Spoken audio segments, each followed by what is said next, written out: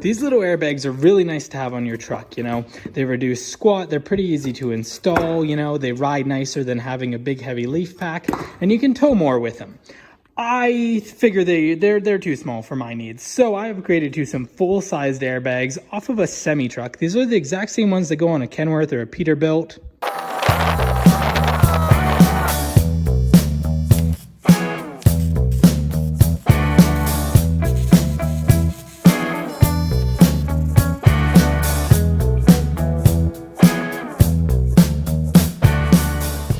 So today we are taking the super cheap little airbags that are on my truck off, and we are upgrading them with some full-sized commercial airbags rated for like 10,000 pounds. I'll have to rip the mounts off and make some new mounts out of 1/4-inch plate. That's why I have that there, but I'm going to let the truck de-thaw a bit and then pull the flat deck off so that way I can access everything a whole lot easier. So the first step of this process is going to be removing the bolts. I have 2 up front, 2 at the back, and I got some shear plates on either side right about there. So it's about 6 bolts total to remove, and then the deck comes off. Oh, and the wiring and the fuel filler. See, this happens to be one of these F350s that came with the lightest, cheesiest leaf pack ever, meaning you can't tow anything with it without squatting like crazy. So either way, the previous owner put these airbags on it, and these are the super light ones, but then I put the shackle lift kit in, which kind of like changed the angle, and I had to flip this mount over to work with the lift kit, and of course the mount ended up cutting into that airbag. So I've actually had nothing but problems with these airbags. That's why I actually removed the air lines, and I have an air fitting just going into the top of the airbag. So that way it would stop leaking from all the spots on the airlines. Anyways, I've always wanted to rip these out and make some much better mounts with real sized airbags that are built properly and don't blow out after the first couple weeks.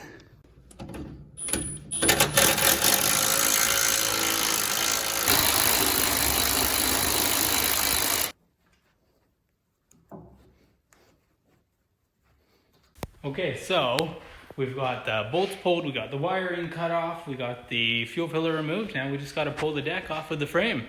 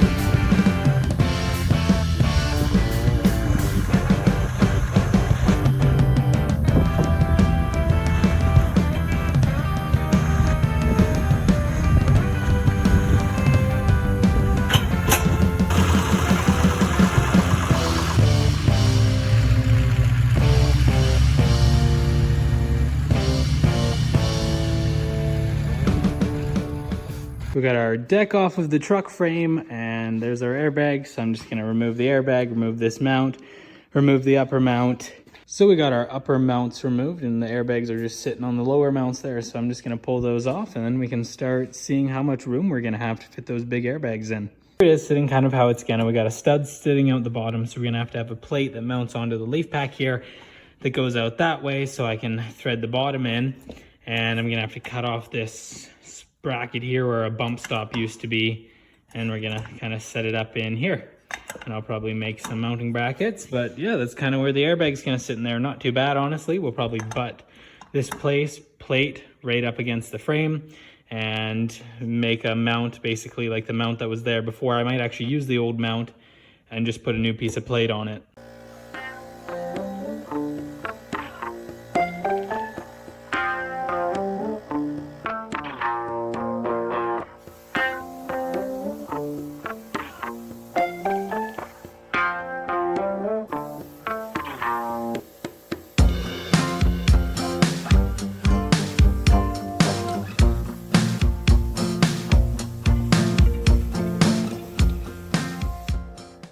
I got my airbag sitting in place. I got the bottom plate just tacked down, and I was marking right there. So I got to drill those 2 holes for the upper bracket for the airbag, and then it'll be able to bolt up. So there's our airbag lightly mounted up where it's gonna be. Obviously, as you can see, we have a massive JIC fitting as our intake, and that's what it had on the Kenworth. But I want pipe fittings, so I'm actually gonna put this 1/2 inch down to 1/4 inch pipe adapter in there.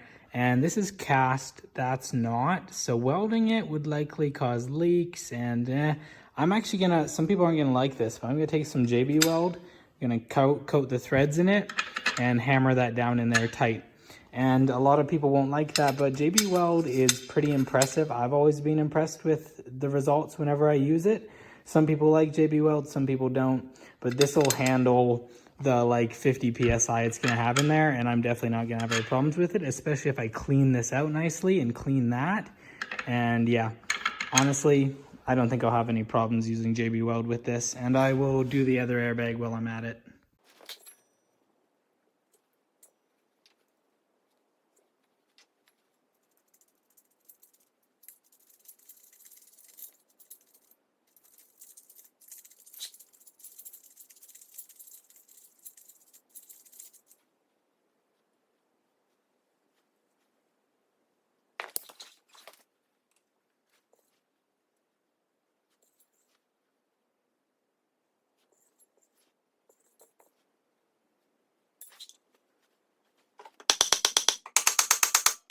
So I let the JB Weld on the airbags dry overnight. Let's take a look. Yeah, that looks nice and hard. I definitely mixed it well because it's not soft at all. I guess I'm just gonna pressurize this airbag up. I'll probably put like 40, 50 PSI in it. And then I'll spray down with soapy water to check for leaks.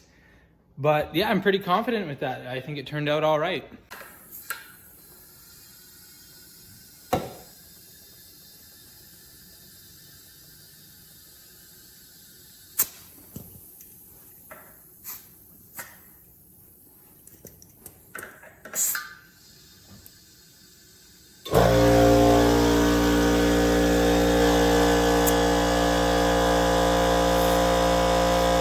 So I got that airbag filled up to about 40 PSI, and that's pretty high. It's obviously because it has no load on it whatsoever, right? So you can see our shock boot is overextended. But yeah, that's about as high as you'd ever want that frame to be. But with load on it, it would push it down a fair bit more. But we're just gonna soak that with soapy water. This is the best way to find air leaks on stuff, just a bottle of soapy water. And you'll see a whole bunch of bubbles forming, and I don't see any, so I'd say that's definitely an airtight seal. Yeah, I'm pretty happy with the way that turned out. Because of the deck, I got a little 1/4 inch 90 fitting that I'm gonna put on there, so that way I can put the air chuck on that easier. And I might go and get some like braided airline, not the plastic stuff, but the braided stuff, and run it back to a point that's more accessible. Honestly, probably inside the toolboxes, so I can air up both the airbags. Because this does work and there's no airlines to leak, but it gets so much road spray and salt down here that this gets all gunky and stuff. I should weld that all up properly and then move on to the other side. Anybody with the slightest bit of experience with engineering will tell me that you want the load to be transferred directly down, and that is not what's happening here. I have it only kind of hanging on the edge. So I'm gonna put some gussets up from the mount here to support that. And then of course you end up with a lot of load on this outer bolt. So I might make it so it mounts going straight down like to the axle tube, and cut off this bump stop that doesn't get used anyways. But so the load is being transferred better. And this 1/4 inch plate, as you can see, there's actually a gap in there. That's because there's supposed to be like an alignment in the center. So I'm gonna cut out another 1/4 inch plate that's this size, which is 8.5 inches wide, with a 3-inch circle in the center, so it lines the center of that airbag up. So this will be double layered, and I'll put some holes in it and plug weld it. So we'll actually have 1/2 inch of steel plate here. Otherwise, the top is obviously directly on the frame, so there's no support issue with the top.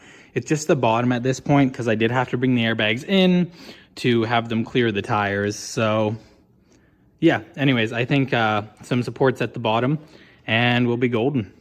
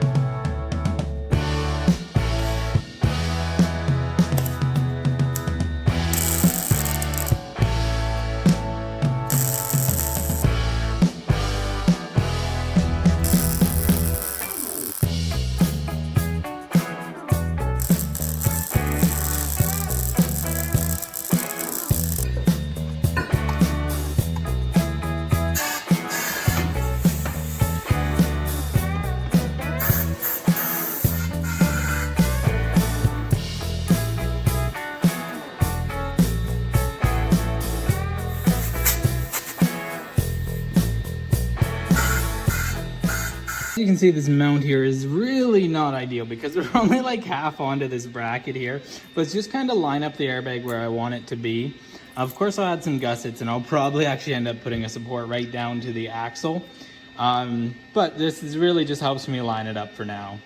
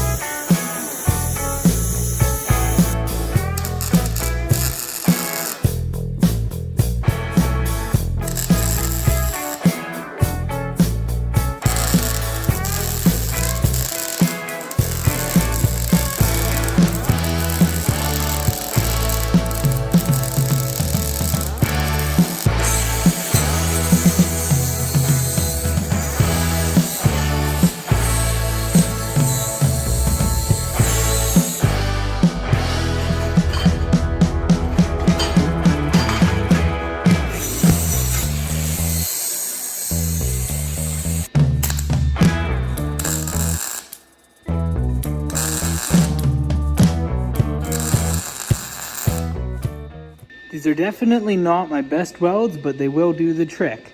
I put that spacer plate on top and I just plug welded it, so that should work pretty good. The airbag's gonna sit kind of in here with the bolt going through the center. And I'll get a glove here. On the bottom side, I got the plate gusseted onto the mount.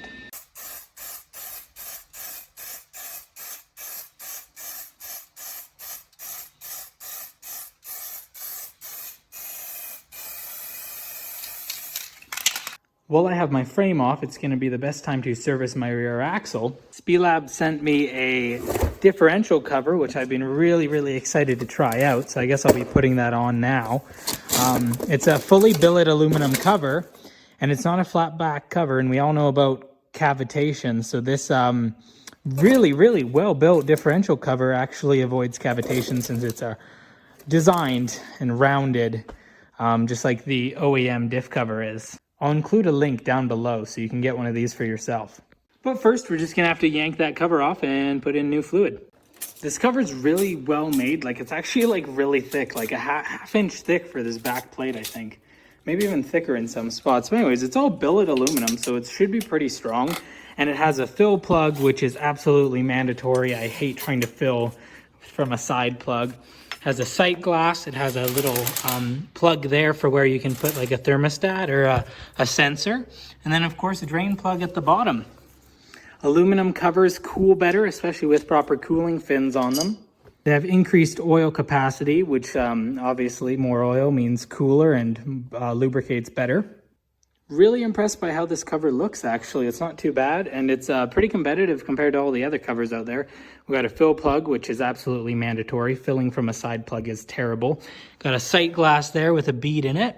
Got a hole for a sensor, and we got a drain plug. It also comes with all this Allen key hardware for it too, so that's pretty nice. I was always concerned with these aluminum covers, whether it would be like a problem if you backed into something that they'd crack easily. But this is billet aluminum, and it's like 1/2 inch to 3/4 inch thick in places. So I'm definitely not worried about breaking that. I think if I back into anything hard enough, other things are gonna break before this diff cover does. It turned out a lot better than I thought it would, so I'm pretty happy with it. I built up some really heavy mounting plates out of 1/4 inch steel. I got them plumbed up with a Schrader valve, so they're easy to fill. Now I can basically put as much weight on the rear end of this truck and it will bend the frame before it squats. I think these are rated for well over 10,000 pounds. At some point, I'll hook them up with lines and electronic valves so I can control them with an onboard compressor from in the cab. It'll kind of be like an any level. I'll be able to back up under a trailer tongue, air up, and line up the hitch, or basically get it to grab the hitch by airing up the rear end.